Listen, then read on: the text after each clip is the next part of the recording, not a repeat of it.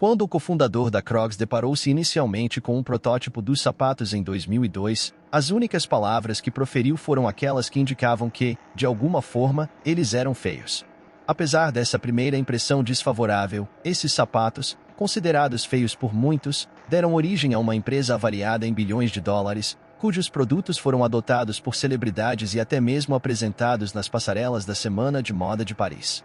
Portanto, como conseguiram os três fundadores, sem experiência prévia em calçados, estabelecer uma marca tão inesperadamente bem-sucedida? Esta é a fascinante verdade não contada por trás do fenômeno dos Crocs. Capítulo 1 – Uma jornada marítima. Uma jornada marítima que transformará destinos. No ano de 2002, Lyndon Hansen enfrentou um momento de profunda adversidade. Após se separar de sua esposa, encontrou-se em um estado tão precário que acabou dormindo no sofá da casa de um amigo. Paralelamente, perdeu seu emprego em marketing de hardware de computador e, para agravar ainda mais sua situação, sua mãe sucumbiu ao câncer. Parecia que os problemas se acumulavam de maneira infindável. George Bodeker e Scott Simmons, amigos de longa data de Lyndon, perceberam o estado desolador em que ele se encontrava e compreenderam que ele necessitava urgentemente de uma mudança de cenário. Decidiram então organizar uma viagem de barco pelo Caribe, na esperança de que isso ajudasse Lyndon a clarear sua mente. Scott, um inventor bem-sucedido, que já gozava de uma confortável semi-reforma aos 48 anos, propôs durante essa viagem que Lyndon e George experimentassem um par de tamancos de borracha que ele estava desenvolvendo. Scott havia concebido a ideia após uma viagem de negócios ao Canadá, onde se deparou com algo semelhante. A versão inicial do calçado foi fabricada por uma empresa de manufatura chamada Full Creations Incorporated, sediada em Quebec. Surpreendentemente, esses sapatos não eram feitos de borracha ou plástico, mas sim de uma resina especial que era resistente a odores e à água.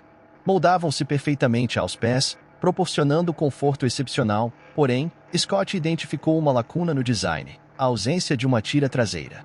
Ele resolveu esse problema adicionando-a, e estava confiante de que, após encontrar investidores, poderia lançar essa nova versão dos tamancos nos Estados Unidos. Scott entusiasmou seus amigos George e Lyndon com sua criação, mas estes inicialmente se mostraram céticos. Os sapatos pareciam esteticamente desafiadores.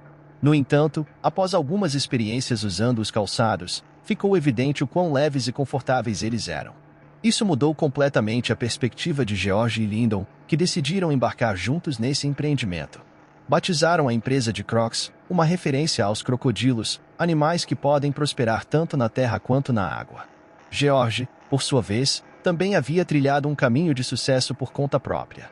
Apesar de uma infância difícil, iniciou seu próprio negócio de corte de grama aos 10 anos, tornando-se posteriormente um destaque como atleta estudantil com uma bolsa de estudos.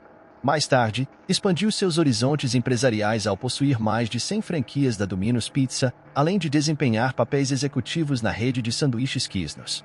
Apesar da considerável experiência empresarial acumulada entre os três amigos, havia um desafio significativo: nenhum deles possuía conhecimento prévio sobre o mercado de calçados. Capítulo 2 – A primeira transação. A primeira ordem deste novo empreendimento consistiu em criar um plano para introduzir este peculiar sapato canadense no mercado americano.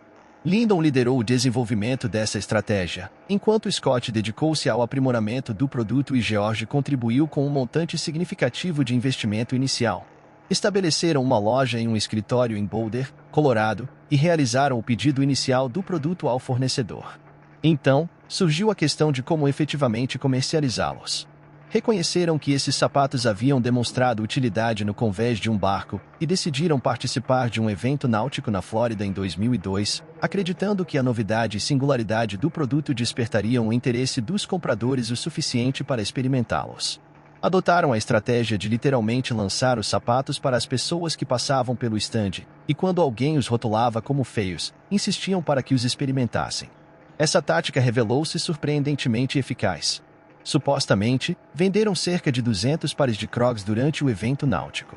O que os cofundadores da Crocs não previram, porém, foi a demanda entre trabalhadores de diversas indústrias, que perceberam que os Crocs eram ideais não apenas para o ambiente náutico, mas também para hospitais, cozinhas, restaurantes e qualquer lugar onde os trabalhadores passassem longas horas em pé. Nesse momento, os cofundadores da Crocs ainda não tinham ideia do potencial de crescimento da empresa, mas começaram a sentir que haviam tocado em um nervo cultural e descoberto um nicho de mercado ainda não explorado. Capítulo 3. Da feiura ao estrelato. Apesar de algumas críticas que o rotulavam como uma moda desafortunada, a Crocs continuou a crescer em um ritmo constante. Enquanto alguns acreditavam que os Crocs eram apenas uma tendência passageira destinada a falhar, a realidade provou o contrário. Em 2003, a Crocs vendeu 76 mil pares de sapatos e, entre 2005 e 2006, sua receita aumentou em 226%. Um dos movimentos mais astutos dos fundadores foi a aquisição da Fall Creations Incorporated, garantindo assim direitos exclusivos sobre o material de espuma chamado Croslite, do qual os Crocs eram feitos. Outra estratégia inteligente foi o desenvolvimento de um sistema único de distribuição e reabastecimento. Em vez de os varejistas terem que comprar Crocs em grandes quantidades e depois lidar com os pares não vendidos, podiam adquirir apenas 24 pares e reabastecer conforme necessário. Isso reduziu o risco para os varejistas e garantiu que uma variedade de lojas, de todos os tamanhos, estocassem os sapatos. Apesar das críticas sobre a estética dos Crocs, o fato de serem tão discutidos acabou sendo uma vantagem, aumentando sua visibilidade e demanda. Em 2006, a Crocs fez seu IPO, levantando 239 milhões de dólares, tornando-se a maior oferta pública inicial para uma empresa de calçados até então. Isso avaliou a empresa em pouco mais de $1 bilhão. Enquanto esse crescimento explosivo trouxe fortuna para os fundadores e investidores iniciais da Crocs, também apresentou desafios significativos para acompanhar a demanda em constante expansão. Lyndon comentou sobre o ritmo alucinante de crescimento que afetou todos os fundadores, que trabalhavam incansavelmente 24 horas por dia para expandir o negócio. No entanto, ficou claro que esse ritmo frenético foi mais difícil para alguns dos fundadores do que para outros. No final de 2006, as coisas começaram a ficar um pouco sombrias. Capítulo 4. O incidente com o cunhado. Apenas alguns meses após a empresa ter se tornado pública, George Bodeker, o cofundador que inicialmente convidou Lyndon para a viagem de barco que deu origem a tudo, fez uma ligação em comum para seu cunhado. De acordo com a declaração da polícia fornecida pelo cunhado, George teria dito a ele: "Vou enterrar você tão fundo que ninguém jamais te encontrará. Vou cortar sua garganta." Cerca de 20 minutos depois, George aparentemente apareceu no escritório do cunhado, ameaçando confrontá-lo. As razões por trás do ataque de George ao cunhado não estão totalmente claras, mas há relatos de comportamento muito errático por parte do cofundador da Crocs naquela época, tanto dentro quanto fora do escritório.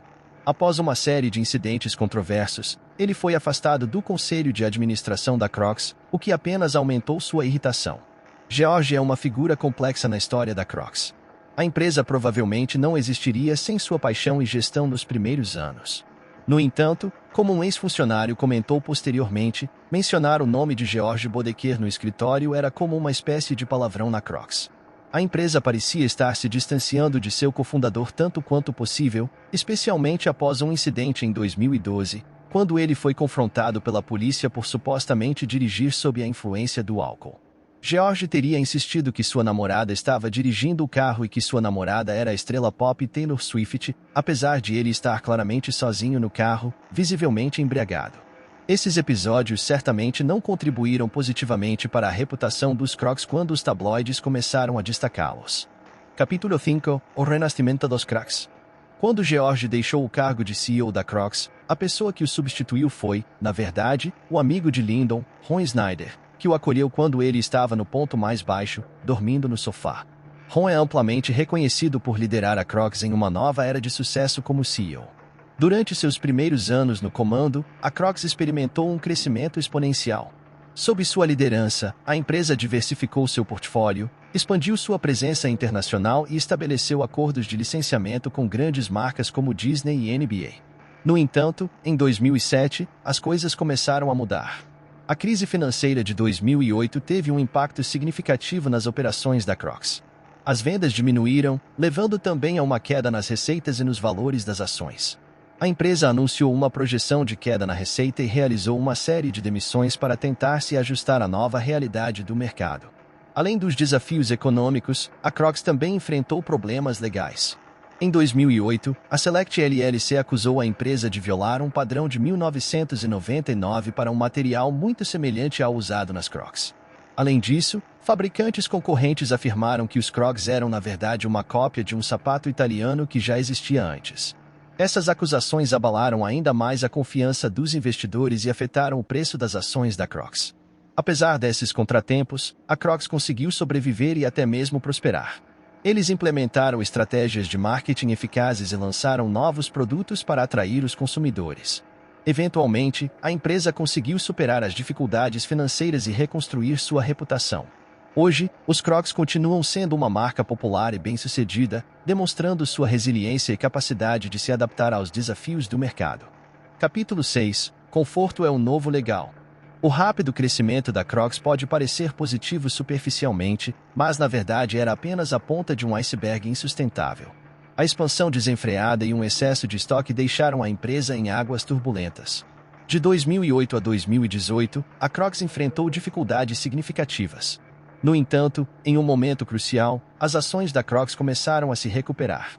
Isso se deveu a uma combinação de estratégias inteligentes de marketing e à popularidade crescente entre celebridades, como o ator Shia Said LaBeouf, que foi fotografado usando os sapatos. A Crocs percebeu que seu poder estava na polarização, as pessoas ou amavam ou odiavam os sapatos.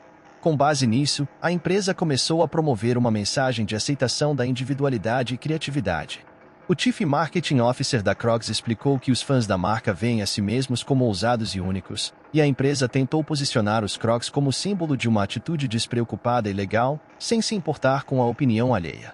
Além disso, a Crocs estabeleceu parcerias estratégicas com celebridades como Justin Bieber e Post Malone, além de colaborações inusitadas, como a com a Kentucky Fried Chicken, que incluía amuletos perfumados de frango frito.